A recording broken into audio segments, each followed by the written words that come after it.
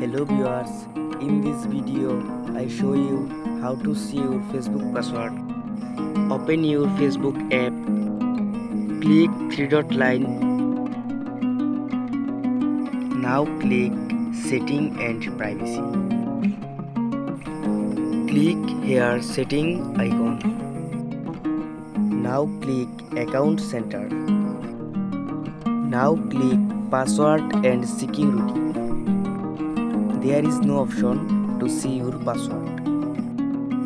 Don't worry, open your phone settings and follow my all the steps properly.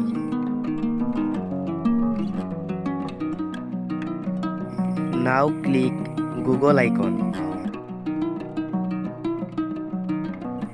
Click now password manager. Scroll down.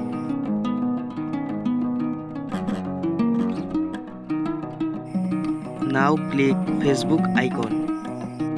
Enter your screen lock. Now see your Facebook password. If you found this video helpful, please subscribe my channel.